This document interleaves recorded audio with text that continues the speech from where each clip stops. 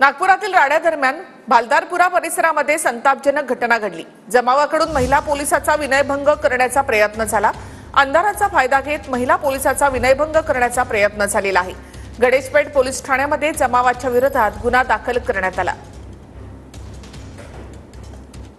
काल सर्व फुटेज जर बघितलं, आज पण टीव्हीवर सर्व फुटेज दिसतंय की महिला पोलिसांचा विनयभंग करण्याचा समाजकंटकांनी प्रयत्न केला। काल स्वतः महाराष्ट्राच्या मुख्यमंत्र्यांनी याबद्दल खालच्या सभागृहामध्ये निवेदन केलं आणि वरच्या सभागृहामध्ये स्वतः उपमुख्यमंत्री एकनाथ शिंदे साहेबांनी निवेदन केलं। त्यावरून नागपूरच्या दंगलीची दाहकता लक्षात येते। पोलिसांवर ज्या लोकांनी हात उगारला असेल त्यांना कठोर शासन झालं पाहिजे। जे औरंगजेबचे समर्थक आहेत त्यांच्याकडून हीच अपेक्षा होऊ शकते, कारण महिला सन्मान हे फक्त छत्रपती शिवाजी महाराजांनी आपल्याला शिकवलं आहे। आणि जेव्हा मुंबईत पण असंच प्रकारे झालं होतं त्यावेळी सुद्धा महिला कॉन्स्टेबलवरती दुर्व्यवहार करण्यात आलं होतं। या घटनेचा मी निषेध पण करतो आणि त्या सर्व आरोपींना नीट धडा शिकवण्याचं काम पोलिसांनी सुरू केलं आहे आणि हीच भाषा त्याच्यासाठी योग्य आहे। पोलिसांवरती हात उचलायची हिंमत झालेली आहे आणि पोलिसांचा धाक काय असतो 100% दाखवलं जाईल।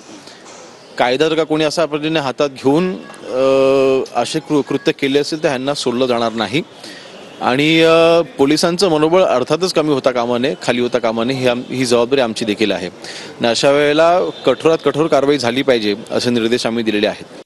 पोलिसांवर ज्यांनी कोणी हात टाकला असेल त्याच्यावर कारवाई व्हावी याच्याविषयी वेगळं मत कोणाचं असायचं कारण नाही। शेवटी पोलिसांच्या वर्दीचा सन्मान सगळ्यांनीच केला पाहिजे या भूमिकेचा आम्ही आहोत। त्यामुळे ज्यांनी कोणी पोलिसांच्या वर्दीवर हात घातला असेल त्यांच्यावर कारवाई व्हावी। जमावाने पोलिसांवर दगडफेक करायला सुरुवात केली, त्यात शिवीगाळ सुद्धा सुरू झाली।